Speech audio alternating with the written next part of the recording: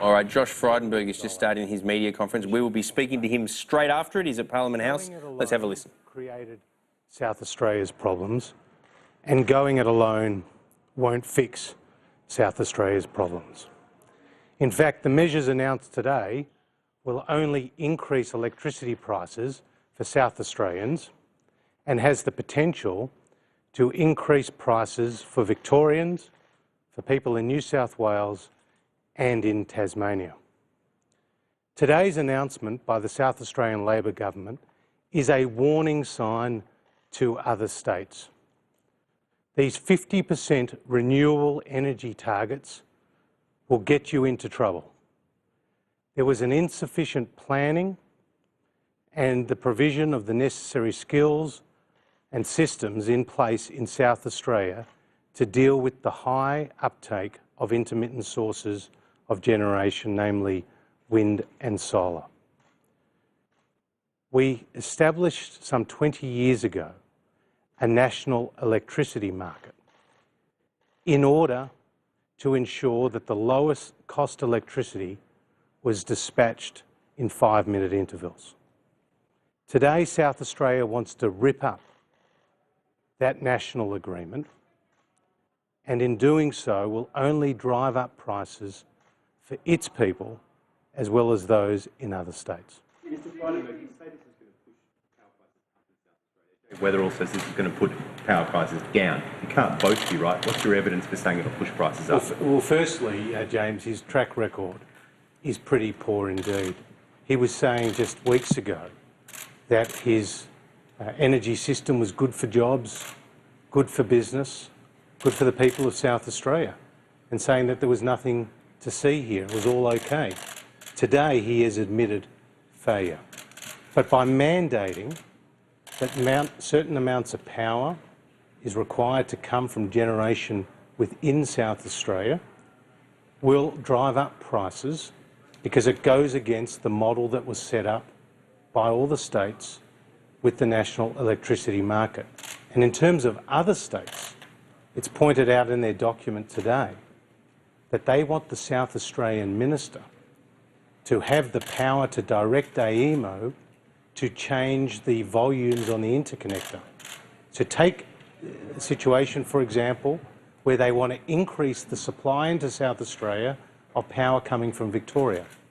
That will change the supply-demand balance in Victoria and will drive up prices and also threaten energy security in that state.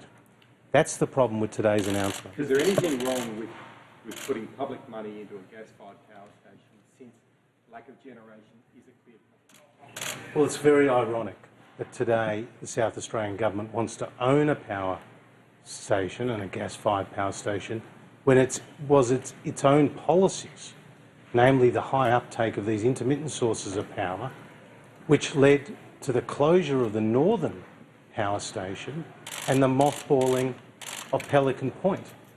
And so now Labor is trying to fix its own mess. It's confusing and it's nonsense. What should he have announced? What should he have announced? Well, we've got the Finkel review, which will be very important in putting in place important measures to secure our energy system. And obviously South Australia has proven, with the number of blackouts that it has had, to be the most vulnerable in the national electricity market.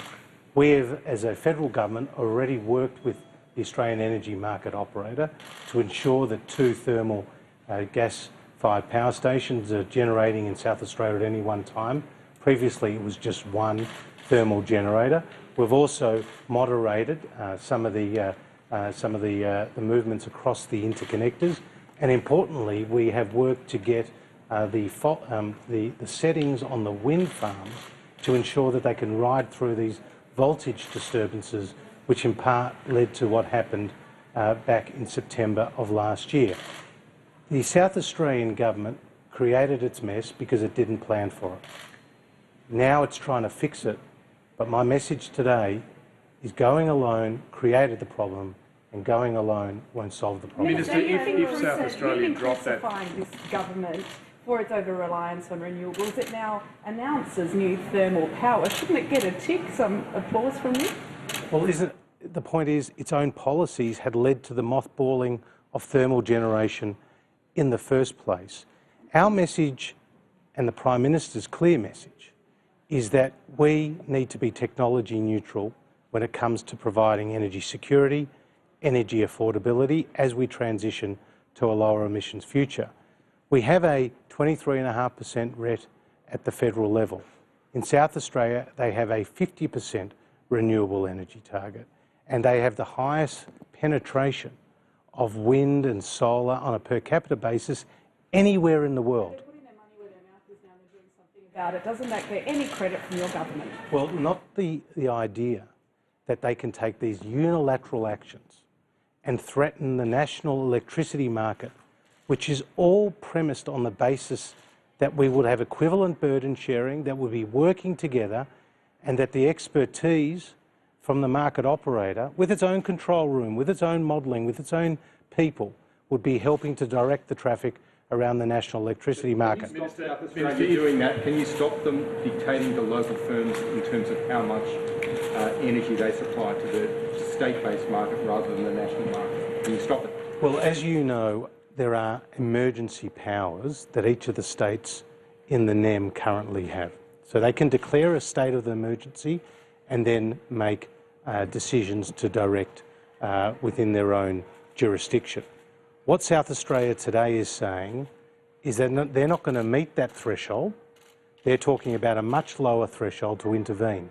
Arguably, that may be in contravention with the National Electricity Market rules, and therefore that is something that we'll take advice on. Do you seek legal advice on that? We are seeking advice on whether the decision today by South Australia to go it alone is in breach of the National Electricity Market rules, which obviously has kept the system together for the last 20 years. Now, if South Australia dropped the 50% RET today, do you believe there would be private investment in coal or gas-fired power? Well, the key for South Australia, as the Prime Minister has made clear with our recent announcement about a pumped hydro feasibility study for Kultana in the Upper Spencer Gulf, is that we need more storage into the system. So that's got to be a real priority, and you know the Commonwealth always stands ready. And in relation to gas, gas is critical as a transition fuel. But is anyone going to invest in it? If they drop the 50% RET, as you say they should, who's going to invest in it, if not the state government?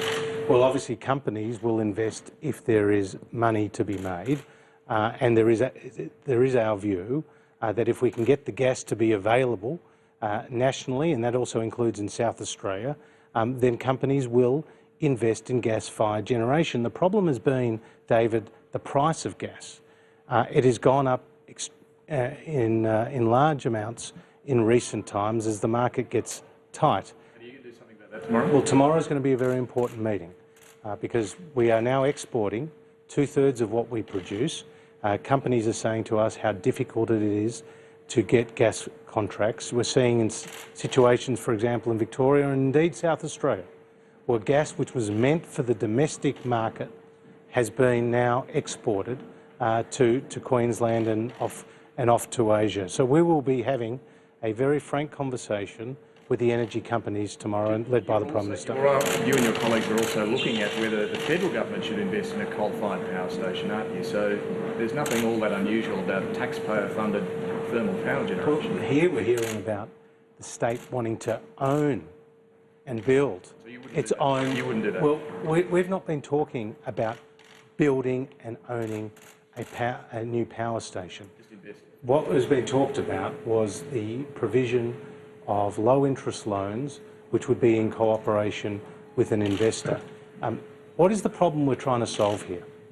The problem is that we've seen higher levels of intermittent sources of generation come into the grid without the necessary backup.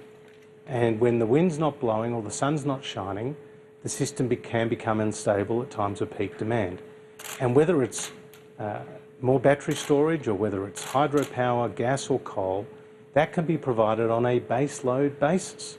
And that's what South Australia needs. That's what we need across the system to ensure that the transition is smooth. Do you want the state government announcement that they will put money into storage? Well, storage is a good thing.